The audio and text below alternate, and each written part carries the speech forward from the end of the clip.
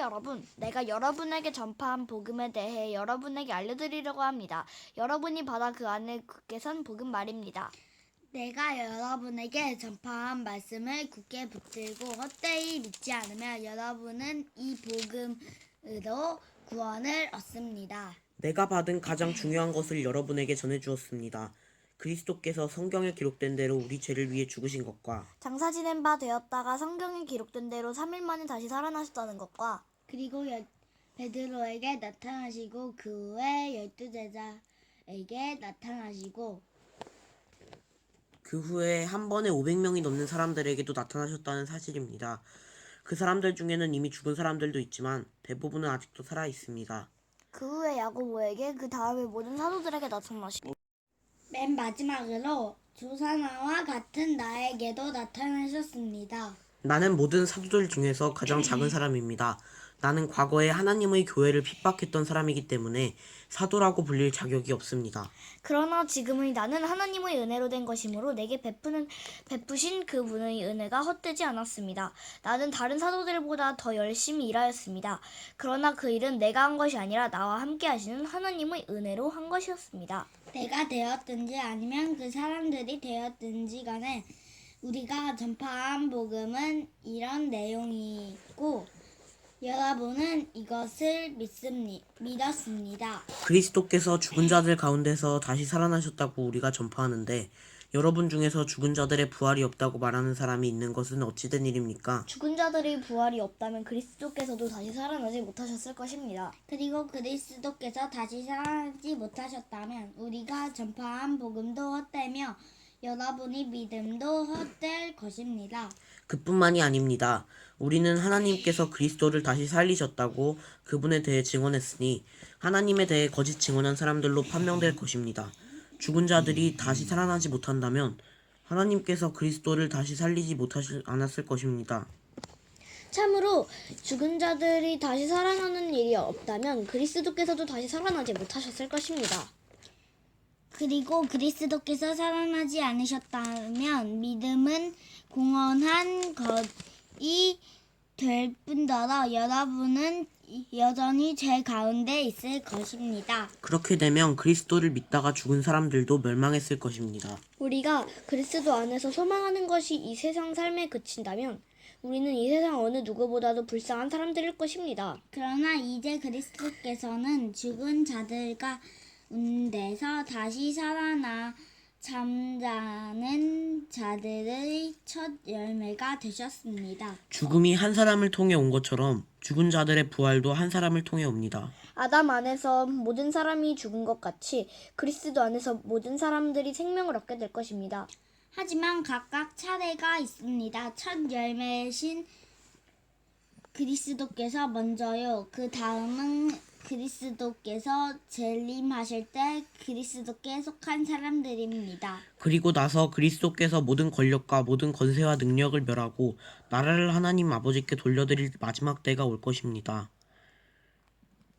그리스도께서는 모든 원수를 자기의 발 아래 두실 때까지 왕 노릇을 해야 합니다. 그리스도께서 멸망받을 마지막 원수는 죽음입니다. 성경에 하나님께서 모든 것을 그분의 발 아래 복종시키셨다라고 기록되어 있습니다. 여기서 모든 것을 그분의 발 아래 복종시킨다고 할 때는 모든 것을 그리스도 아래 두신 하나님 자신은 그 안에 포함되지 않는다는 것이 분명합니다. 하나님께서는 모든 것을 하나님의 아들 아래 복종시킬 때에는 아들 자신도 모든 것을 자기 아래 두신 아버지께 복종하실 것입니다.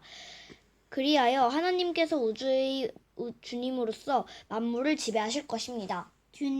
죽은 자들이 다시 살아나는 일이 없다면 죽은 자들을 위해 대리로 세례를 받은 사람들은 왜 세례를 받는 것입니까? 죽은 사람들이 도무지 살아나지 않는다면 그 사람들이 죽는 자들을 위해 세례를 받은 이유는 무엇입니까? 우리의 경우는 어떻습니까? 우리는 무슨 이유로 매 순간 위험에 처한단 말입니까? 성도 여러분, 우리 주 예수 그리스도 안에서 내가 여러분에게 대해 가지고 있는 자랑을 두고 확실하게 말합니다만 나는 날마다 죽습니다. 내가 에베소에서 살아온 짐승들과 싸운 것이 단순한 인간적인 이유에서였다면 내가 얻은 것이 무엇이겠습니까?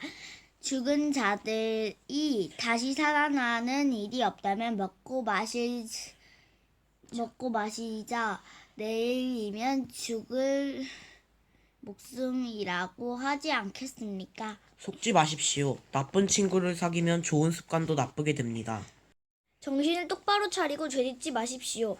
여러분 중에 하나님에 대해 무지한 사람들이 덜어 있어서 여러분이 부끄러운 줄 알라고 이 말을 하는 것입니다. 그러나 죽은 자들이 어떻게 다시 살아나며 또 그들은 어떤 몸으로 나오게 되느냐라고 묻는 사람들이 있을 것입니다. 참으로 어리석습니다. 여러분이 뿌리는 씨는 죽지 않으면 살아나지 못합니다. 여러분이 뿌리는 것은 다 자란 몸이 아니라 밀이든 그 밖의 다른 곡식이라든지 단지 그 씨일 뿐입니다. 그러나 하나님께서는 그분의 계획대로 뿌린 것에 몸을 주시며 씨앗 하나하나에 각각 알맞은 몸을 주십니다. 모든 육체가 똑같지는 않습니다. 사람의 육체가 있고 동물의 육체가 있으며 새의 육체가 있고 물고기의 육체가 있습니다. 또한 하늘에 속한 몸만 있는 것이 아니라 땅에 속한 몸도 있습니다. 그러나 하늘에 속한 영광과 땅에 속한 영광이 각각 다릅니다.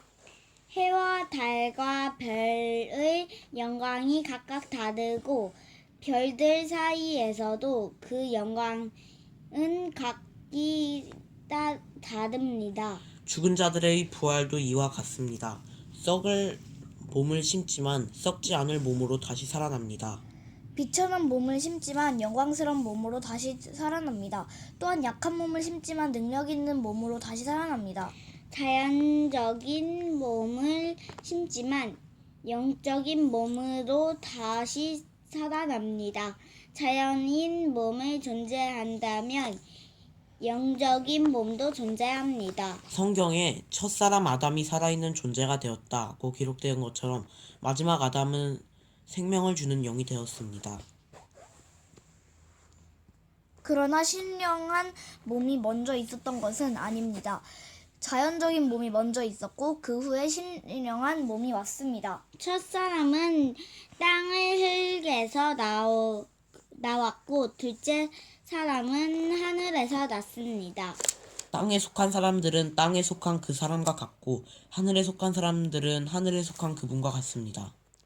우리가 땅에 속한 사람의 형상을 지니고 있는 것처럼 하늘에 속한 분의 형상을 지니게 될 것입니다.